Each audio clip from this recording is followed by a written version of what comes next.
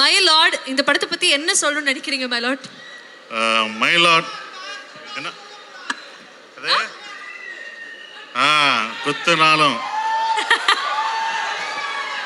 அதான்டா நட்பு. Sir sir அவங்களே சொல்லிட்டாங்க. ஒரு முறை அந்த டயலாக் ஃபுல்லா சொன்னீங்கன்னா அப்படி லைவா கேட்டுறாங்க. சொல்லு செத்தா அதான் கரெக்ட். நான் சொல்லணுமா? ஆமா. குத்துனது நண்பனா இருந்தா செத்தா கூட சொல்லக்கூடாது. அதான்டா நட்பு. வேற மாதிரி. பட் உங்க நேர்மை எனக்கு ரொம்ப பிடிச்சிருக்கு.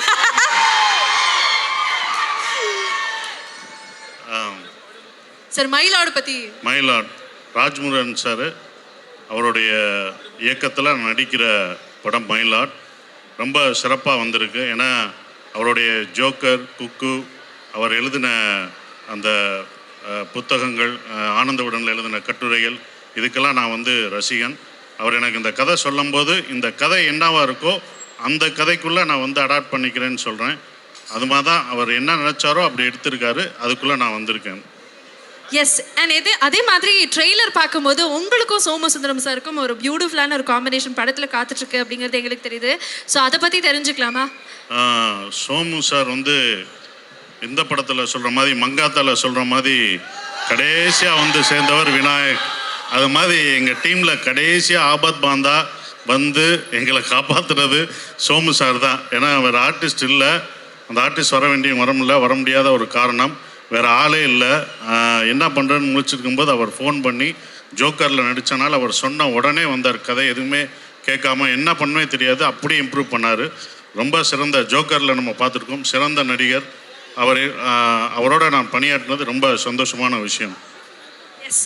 அதே மாதிரி ட்ரெய்லரில் வந்து நிறைய ரெஃபரன்சஸ் இருந்தது சார். அது ரொம்ப முக்கியமாக இருக்குது ஆனால் இல்லை, இது எஸ். ஜே. சூர்யா சார் படம் மாதிரி இருக்கே அப்படிங்கிற மாதிரிலாம் இருந்தது.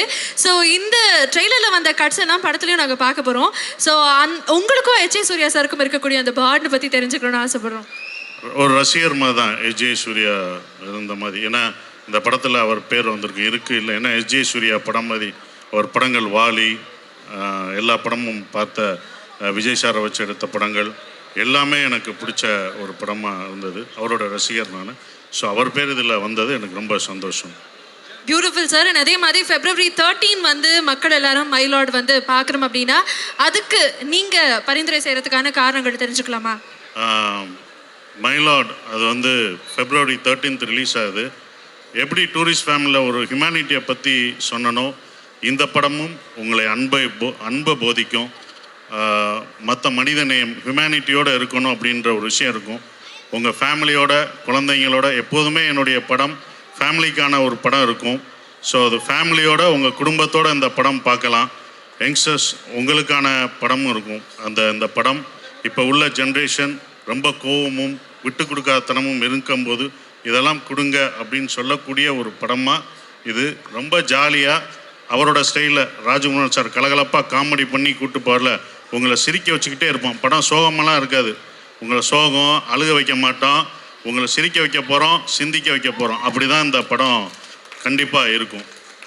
சார் நீங்கள் சோஷியல் மீடியாலாம் ஃபாலோ பண்ணுவீங்களா சார்? என்னாச்சு? இல்லை சார் அந்த மாதிரி. ஆனால் டூரிஸ்ட் ஃபேமிலிக்கு அப்புறம் நிறைய இடங்களில் சசிகுமார் சார் வந்து ரொம்ப க்யூட்டாக பூக்கி அப்படின்னு நிறைய இடங்களில் அழைக்கப்பட்டீங்க. இந்த படத்துலையும் அந்த பூக்கி எஃபெக்ட் இருக்குமா?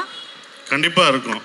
கண்டிப்பாக நீங்கள் பார்க்கும்போது அந்த எஃபெக்ட் உங்களுக்கு இருக்கும். அது பியூட்டிஃபுல். இந்த பூக்கின்னு சொல்லும்போது நிச்சயமாக எனக்கு ஷாஜான் ஞாபகம் வருது. ஸோ அவரும் உங்களை பற்றி சொல்லியிருந்தாரு. ஸோ மீண்டும் ஒரு பிளாக் பஸ்டர் காம்போ இணையும் போது the expectation is very much on. So அதை பற்றியும் எங்களுக்காக. டூரிஸ்ட் ஃபேமிலிக்கு அப்புறம் நான் ஃபஸ்ட்டு படம் நான் அவரை செஞ்சது டூரிஸ்ட் ஃபேமிலி. டூரிஸ்ட் ஃபேமிலிக்கு அப்புறம் நாங்கள் ரெண்டு பேரும் சேர்ந்து பண்ணுற ஒரு படம். ஷானோட குரலுக்கு நான் எப்போதும் அடிமை. அவருடைய குரல் வந்து ஒரு யாசகமான குரல். எல்லாருமே லவ் பண்ணுவோம் அவர் குரலை. அவர் எந்த பாட்டு பாடினாலும் நமக்கு பிடிக்கும். அது ஃபோக் சாங்காக இருந்தாலும் சரி, சோக சாங்காக இருந்தாலும் சரி, லவ் சாங்காக இருந்தாலும் சரி, அவருடைய குரலை லவ் பண்ணுவோம். அந்த குரலை நான் ரொம்ப லவ் பண்ணுறேன். அவரை விட அந்த குரலை லவ் பண்ணுறேன் நான். Beautiful sir, beautiful. உங்களை நிச்சயமாக அனுப்ப மனசே இல்லை. ஆனால் ஒரே ஒரு விஷயம் மட்டும் கேட்கணும் சார். அவங்க வந்து இந்த தமிழ் வந்து உங்கள்கிட்ட இருந்து கற்றுக்கிட்டேன்னு சொல்லும்போது நீங்கள் ஏதோ சிரிச்சிங்க. அப்போது இல்லை அவங்க அதுக்கு சிரிக்கலை. சைத்ரா பெங்களூர்லேருந்து வந்து இப்படி தமிழ் பேசி நடிச்சிருக்காங்க. தமிழில் சிறந்த இடம், கன்னடத்தில் எப்படி அவங்களுக்கு சிறந்த நடிகையாக இருக்காங்களோ தமிழையும் அவங்க சிறந்த நடிகையாக வருவாங்க. நேற்று எல்லாருமே சொன்னது போல் அவங்க எல்லாம் படம் பார்த்துட்டு சொன்னாங்க, நான் கூட நடிக்கும் போதே அதை உணர்ந்தோம். அவங்க பெங்களூர்லேருந்து வந்திருக்க தமிழுக்கு வந்திருக்க நடிகையை வரவேற்று எல்லாரும் ஒரு கைதட்டு கொடுங்க ப்ளீஸ். அவங்க ஏன்னா அவ்வளோ பிரமாதம், நீங்கள் படம் பார்த்துட்டு அவங்க என்ன யாருன்னு உங்களுக்கு தெரியும், அவ்வளோ அழகாக பெர்ஃபார்ம் பண்ணியிருக்காங்க. இந்த படத்தை லவ் சீன் எங்களுக்கு அவங்களுக்கு அவ்வளோ லவ் சீன் வந்ததுன்னா அதுக்கு அந்த பொண்ணு தான் காரணம், அவ்வளோ இதாக பண்ணாங்க. நான் கமெண்ட் அடித்தது, படம் பார்த்துட்டு February 13 படம் பாருங்கள், படம் பார்த்துட்டு நல்லா இல்லைன்னா காசை நான் கொடுக்குறேன்னு அட்ரஸை கொடுமா, அங்கே வந்து ஏதாவது நான் வாங்கிக்கோன்னு சொல்லான்னுச்சு. அந்த கமெண்ட் தான் அடித்தேன், வேற ஒன்றும் அடிக்கலை. அதுவும் தமிழில் எப்படி பார்த்து எவ்வளோ அழகாக பேசுகிறாங்க. சரவெடியை கொளுத்துனா டப்ப டப்ப டப்ப டப்ப டப்ப டப்ப டப்பன்னு நடிக்கணுமா தான், அப்படி தான் ஷூட்டிங்லேயும் கடகடன்னு பேசும். பட் நல்லா நடிச்சிருக்காங்க, அவங்களுக்கு ஒரு நல்ல ஒரு எதிர்காலம் உண்டு. February 13 ரிலீஸ் ஆகுது, வேலண்டைன்ஸ் டேவுக்கு ரிலீஸ் ஆகுது. ஸோ இந்த படத்துக்கும் வேலண்டைன்ஸ் டேவுக்கும் என்னங்க சம்மந்தம், மயிலாடுன்னு டைட்டில் வச்சுருக்கீங்க அப்படின்னு நிறைய பேர் கேட்டாங்க. உண்மையிலேயே இந்த படத்துக்கும் வேலண்டைன்ஸ் டேவுக்கும் ரொம்ப நெருக்கமான சம்மந்தம் இருக்குது. ஏன்னா இந்த மயிலாடு படங்கிறது சசிகுமார் சார், சைத்ரா, அதாவது முத்துச்சிற்பி, சுசீலா அப்படிங்கிற ஒரு காதல் நிரம்பி வழியிற ஒரு கப்புள்ஸ் பற்றின படம். ஒரு அழகான கணவன் மனைவி அவங்களுடைய அன்பு தான் இந்த படமே. அதனால் ஒரு ஹஸ்பண்ட் அண்ட் ஒய்ஃபுக்கு நடுவில் இருக்கிற ஒரு ஆழமான அன்பு தான் உலகத்திலேயே பெரிய காதல் இல்லையா? ஸோ மயிலாடு வந்து வேலண்டைன்ஸ் டே விட வெளிவரத்துக்கு ஒரு சிறந்த தினம் இருக்க முடியாது. அதனால் ரொம்ப பொருத்தமான ஒரு விஷயம். என் படத்தில் பொதுவாகவே லவ்வுக்கு வந்து நான் ரொம்ப முக்கியத்துவம் கொடுப்பேன். ஏன்னா லவ்ங்கிறது வந்து ஒரு ஆணும் பெண்ணுக்கும் நடுவில் இருக்கிறது மட்டும் கிடையாது, நம்ம பரஸ்பரம் நம்ம சக மனிதனை நேசிக்கக்கூடிய எல்லாருக்குள்ளேயும் இருக்கிறது தான் லவ் அப்படி நான் நினைக்கிறேன். ஸோ அப்படி இந்த படம் வந்து ஒரு கணவன் மனைவிக்கு நடுவில் இருக்கிற லவ்வையும் பேசுது, உலகம் முழுக்க இருக்கக்கூடிய மனிதர்களை ஒருத்தர் எப்படி நேசிக்கணும் அப்படிங்கிற ஒரு ஸ்பேஸை சொல்கிற ஒரு படமாகவும் இருக்கும். ஸோ இப்படி ஒரு அன்பையும் நம்பிக்கையும் பேசக்கூடிய மயிலாடு படத்தை சசிகுமார் சார் தவிர வேறு யாரும் பண்ண முடியாது.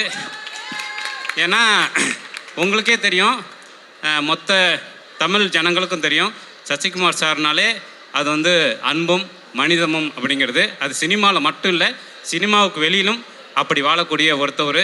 ஸோ அதனால் இந்த மயிலாடு முத்துச்சிற்பிக்கு அவரை விட ஒரு சிறந்த மனிதரை நான் கண்டுபிடிச்சிருக்க முடியாது. அதே மாதிரி சைத்ரா அவ்வளோ அழகாக இந்த படத்தில் வந்து பர்ஃபார்ம் பண்ணியிருக்காங்க. அவங்கள வந்து மயிலாடு மூலமாக நாங்கள் வந்து தமிழ்நாட்டுக்கு எழுதி தர்றோம். அவங்க வந்து கர்நாடகா. ஸோ கர்நாடகாலேருந்து ஒரு அழகான ஒரு பர்ஃபார்ம் பண்ணுற ஒரு ஹீரோயின் நமக்கு கிடச்சிருக்காங்க. தமிழ்நாடு எப்போவுமே வந்தாரை வாழ வைக்கக்கூடிய ஒரு இடம், அதனால் உங்களையும் வாழ வைக்கும். ஷான், என்னுடைய உங்களுக்கு தெரியும், ஷான் வந்து தொட்டதெல்லாம், அதாவது ராஜா கையை வச்சா அது ராங்காக போனதில்லைங்கிற மாதிரி இப்போ வந்து ஷான் வந்து அவர் தொட்டதெல்லாம் ஹிட்டு. அவர் சமீபமாக உங்களுக்கே தெரியும், குட் நைட்டாக இருக்கட்டும், லவ்வராக இருக்கட்டும், டூரிஸ்ட் ஃபேமிலியாக இருக்கட்டும், லப்பர் பந்தாக இருக்கட்டும், அவர் வந்து கையை வச்சாலே அந்த படம் வந்து ஹிட்டு தான். அந்த வரிசையில் நிச்சயமாக மயிலாடும் இருக்கும். என்னுடைய ஆத்மார்த்தமான ஒரு இசை நண்பர், நான் நேசிக்கக்கூடிய ஒரு ஹார்ட்டு ஷானுக்கும் இந்த நேரத்தில் நான் நன்றி தெரிவிச்சுக்கிறேன். ஸோ அதனால் நிறைய எஃபர்ட் போட்டு முழுக்க மக்களுக்கான ஒரு படமாக இந்த மயிலாடை எடுத்திருக்கோம். இதுக்கு நீங்கள் கொடுக்குற அன்பு தான் எங்களை போன்ற கலைஞர்களை வாழ வைக்கும். Thank you very much. நிச்சயமாக February 13 தேட்டருக்கு வந்து பாருங்கள். தேங்க்யூ. Thank you sir, thank you. நீங்கள் போகிறதுக்கு முன்னாடி ஒன்று கேட்கணும் சார். படத்துக்கு வந்து நிறைய டைட்டில்ஸ் வச்சிருக்கலாம், பட் மயிலாட் அப்படின்னு வச்சதுக்கான காரணம் என்ன? மயிலாட் அப்படின்னா ஜட்ஜை பார்த்து நம்ம நீதிக்காக கேட்குற வார்த்தை. அதாவது கிட்டத்தட்ட அவரை கடவுளாக நினச்சி நீதியை கொடுங்க அப்படின்னு கேட்குற இடம், கடைசியாக நம்ம போய் நிற்கிற இடம் அதுதான் இல்லையா? அப்போது இந்த படம் பொறுத்த வரைக்கும் இங்கே மயிலாட் யாருன்னா ரொம்ப எளிமையான ஒரு மனிதன், எந்த அதிகாரமும் இல்லாத ஒரு மனிதன் கையில் தீர்ப்பு எழுதுகிற ஒரு அதிகாரம் கிடச்சிதுன்னா என்னாகும், அதுதான் இந்த படம். ரொம்ப கடைசி வரிசையில் நிற்கக்கூடிய முத்துச்சிற்பிங்கிற ஒரு மனிதன்ட்ட தீர்ப்பு எழுதக்கூடிய அதிகாரம் கிடச்சிதுன்னா அவன் எப்படியான ஒரு தீர்ப்பை கொடுப்பான் அப்படிங்கிறதான் இந்த படம். ஸோ இந்த படத்தை பொறுத்த வரைக்கும் இந்த நாட்டின் கடைசி வரிசையில் நிற்கக்கூடிய ஒரு மனிதன் தான் மயிலாடு. அந்த மயிலாடு வந்து முத்துச்சிற்பி தான், சசிகுமார் சார் தான். Beautifully set. Thank you so much sir. So இந்த தீர்ப்பு எதுக்காக, இந்த தீர்ப்பு என்னவாக எழுத போகிறாங்க அப்படிங்கிறதெல்லாம் நம்ம Feb 13 தேட்டர்ஸில் போய் தான் பார்க்கணும். ஸோ இங்கே நீங்கள் சொல்லும் போது சிங்கிள்ஸும் கொஞ்சம் வருத்தப்பட்டிருப்பாங்க. பட் நீங்கள் சிங்கிள்ஸ் நீங்களும் போய் தேட்டரில் போய் பார்த்தீங்கன்னா உங்களுக்கும் லவ் மலர்றதுக்கான வாய்ப்புகள் இருக்குது இல்லையா? நிச்சயமா. இந்த எப்போவுமே கண்டென்ட் பேஸ்டான நல்ல படங்களுக்கு தமிழ் மக்கள் வந்து தொடர்ந்து ஆதரவு கொடுப்பாங்க. அவங்க வந்து மயிலாடையும் நிச்சயமாக அள்ளி எடுத்துக்குவாங்கன்னு நினைக்கிறேன். Thank you very much.